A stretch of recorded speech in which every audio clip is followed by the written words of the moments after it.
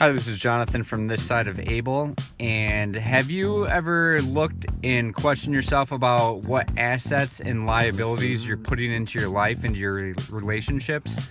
And today I encourage you to look at the relationships that matter to you most with your spouse, your significant other, your kids, your parents, and just put down a list at the end of the day and put assets in one column, liabilities in one column, and have one from you and have another column that says to you. So the ones that are from you, you can write in all the assets that you gave for the day and all the liabilities that you yourself put into the world and into others for the day, and then all the ones that came to you from other people, all the assets and liabilities. So basically what this is increasing the awareness of what assets and liabilities are you putting out into the world, and then what are you receiving, and just to become more aware of what's coming to you and what is flowing out of you, and then what meaning is it giving you? Is it giving you fulfillment? Is it making you come alive? Are you letting other people's opinions affect you? And why? Because ideally your opinion matters more than anyone else's, and don't give up any of your dignity, your truth. Maybe we all need to live by a moral code, or just our values and beliefs and principles, and let those guide us and direct us in what we do, and we can be strong and stay true to our personal beliefs and know why we believe that. So any kind words that are said to us or that we say to others can go in our asset bank. So the words that are being uttered off our lips, are they kind? Like saying, I love you, I think your shoes are awesome, I love your smile. Any kind of comment, any kind of action as well can go into these assets. If you hold the door open for someone, if you help pick something off the floor that's dropped, any kind deed, anything that shows consideration or love, or saying I forgive you, just all good things go into the asset bank. Any liabilities, complaining, blaming, whining, regret, self-pity, just all these things can go into liabilities.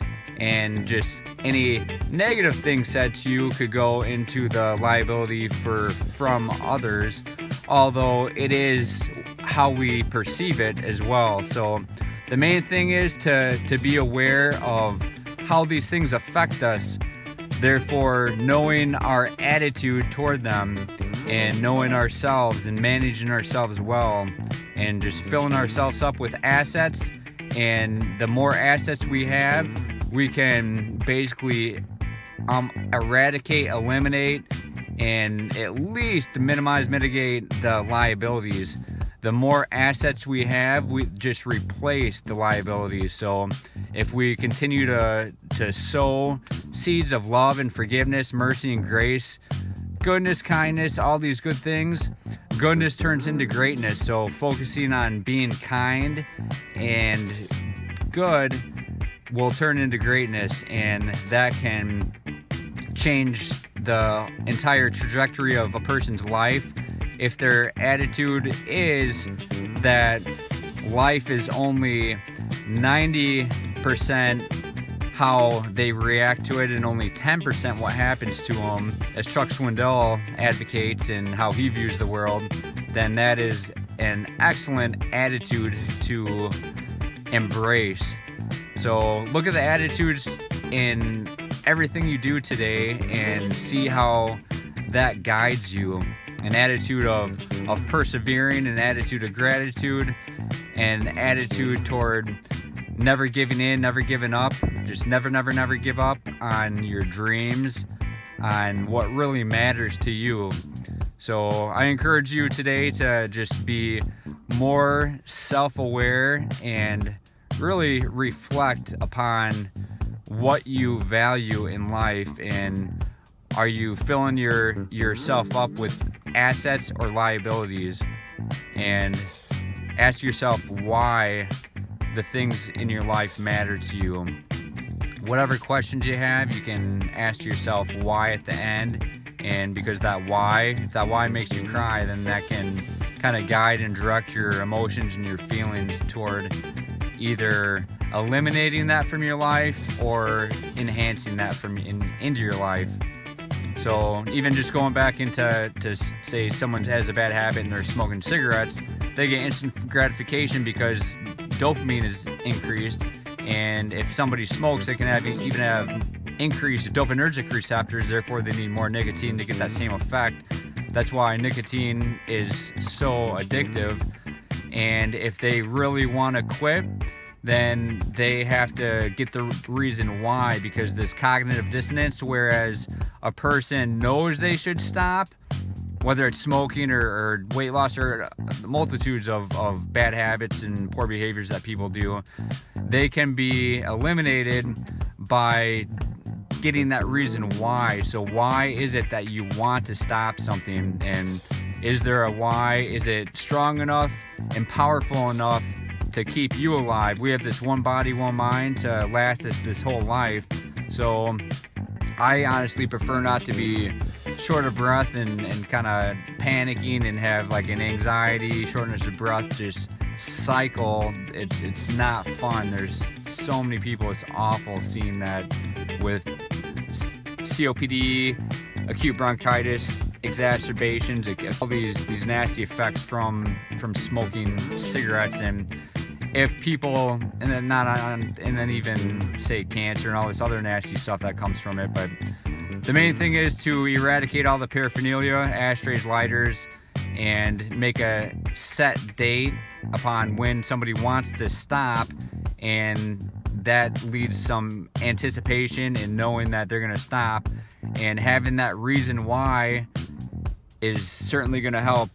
And having it written down, write down the date that you're going to stop, write down as many reasons why you want to stop, and if that reason can just generate emotion and feeling, and that feeling can link it to your identity, link it to your health, link it to your family and your love for them.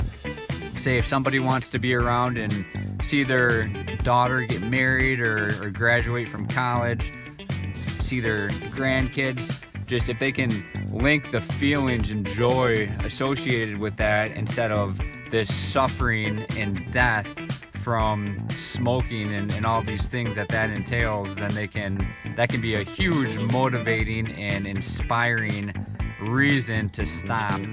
If somebody held a gun to your head and said they're gonna harm your loved one if you didn't generate X amount of dollars, or if you didn't stop smoking, then there's not a doubt that you would stop. So it's not a reason or an ability factor, it's a motivation factor.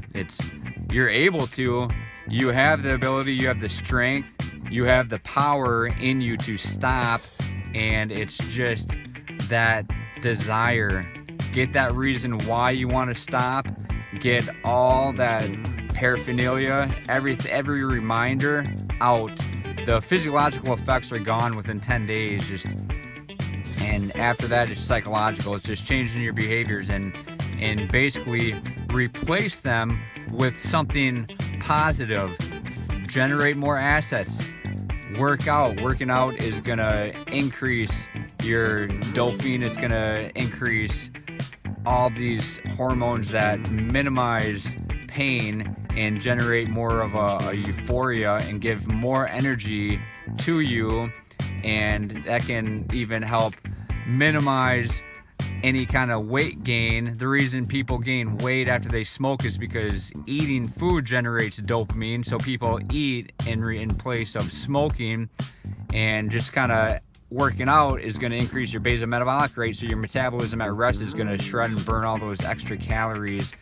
And yeah, muscle weighs more than fat, but it's going to burn way more calories and fat than if somebody didn't. So just replace the bad with good, and more good's going to be generated. Just focus on generating assets, self-reflect each day, and you'll generate more assets, and the liabilities are gonna minimize. So you can do this into a lot of areas and realms, facets of your life, whether it's finances, again, all these relationships you can do. There's a lot of areas for assets and liabilities. So I encourage you to get outside your box and live and dare to be different, and dare to be authentic and genuine, dare to be original, be yourself, and just go after it and do it. And I thank you, and know that you are loved, and know that you are able and capable, and you can do this. And until next time, friends, be strong and live free on this side of Abel.